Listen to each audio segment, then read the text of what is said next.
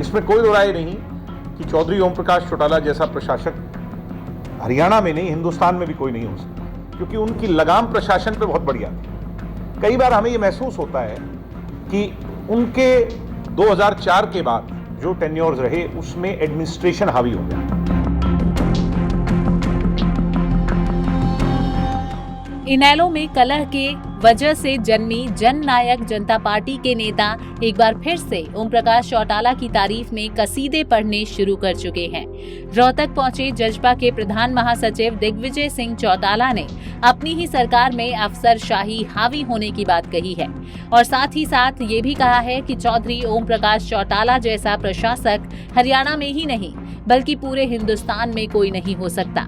जी हां, दिग्विजय चौटाला ने इनेलो सुप्रीमो की इतनी तारीफ क्यों की ये तो दिग्विजय ही जाने, लेकिन जिस तरह से दिग्विजय चौटाला ने अपनी ही सरकार में अफसरशाही हावी होने की बात कही है और विरोधी दल के सुप्रीमो ओपी चौटाला को हिंदुस्तान का सबसे बड़ा प्रशासक बता दिया, उससे साफ है कि इनेलो और जजपा के बीच नजदीकियां बढ़ाने की कोशिशें जारी हैं। अगर तुलनात्मक आप समीक्षा करें तो कौन सा प्रशासक अच्छा रहा है मुख्यमंत्री के तौर पर? इसमें कोई दो राय नहीं कि चौधरी ओम प्रकाश चौटाला जैसा प्रशासक हरियाणा में नहीं, हिंदुस्तान में भी कोई नहीं हो सकता, क्योंकि उनकी जो सोच थी, मैं किसी को इसमें कम नहीं आंक रहा, मगर मैं उन्हें ज़्यादा ज़रूर आंक रहा हूँ क्योंकि उनकी लगाम प्रशासन पे बहुत बढ़िया थी। कई बार हमें ये महसूस होता है कि उनके 2004 के बाद जो टेन्योर्स रहे उसमें एडमिनिस्ट्रेशन हावी हो गया और एडमिनिस्ट्रेशन हावी होने का कुछ ना कुछ नुकसान जनता को होता है और उसमें सबसे बड़ी देन कांग्रेस है। कांग्रेस में खाओ और खाने दो की नीति जो रही उससे सबका नुकसान हुआ। आज भी मैं कहता हूं और मुझे कहते हुए कोई शंका नहीं, एज एडमिनिस्ट्रेशन को आज भी बहुत लगाम उस पर लगाने की आवश्यकता है। डीसी और एसपी को असली हैसियत चौधरी देवीलाल जी ने दिखाई, बड़े बड़े आईएएस अधिकारियों को गांव में ले जाके बिठाया। आजकल कहीं ना कहीं इन अधिकारियों में फिर वो आ गया कि नहीं, जनता और उसके बीच का जो गैप है उसको फिर दूर करना चाहिए। इनको एहसास होना चाहिए जनप्रतिनिधि और जनता ये प्रमुख है और अफसरशाही उनकी सेवा के लिए है। ये इस गैप को कम करना होगा। चौटाला साहब एक चीज कहते हैं कि जब मेरा राज गैप 5000 करोड़ रुपए खजाने में छोड़ के गया, सरप्लस थे। अब ऐसे हालात क्यों बन गए? इसमें कोई दो राय नहीं, इसमें कोई दो राय नहीं।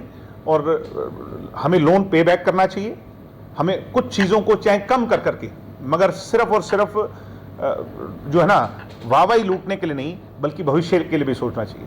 चौटाला साहब भविष्य के लिए सोचते थे, जिसकी वजह ये रही कि वो इतना छोड़ करके गए थे कि मैं आऊँ या ना आऊँ, हरियाणा के जो नया बच्चा पैदा हो उसके सिर पे कर्ज ना हो। आज कर्ज है, ये शर्म की बात है, मगर उस कर्ज को दूर कर रहे हैं।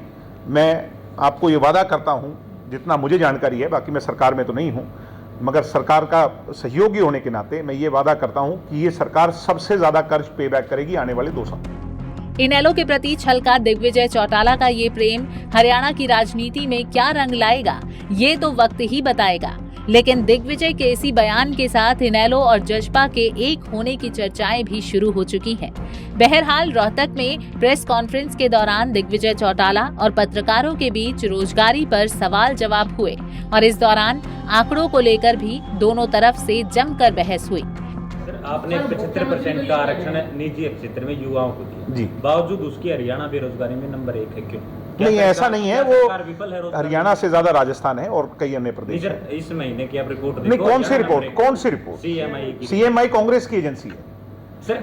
जब सीएमआई, जब आप विपक्ष में थे उस दौरान आप उसी एजेंसी की रिपोर्ट मैं चाहता हूं कि हमने कब दिखाई, आप बताएं, हमने कब उस एजेंसी की रिपोर्ट दिखाई? वो तो कांग्रेस की 2018 में नहीं दिखाई।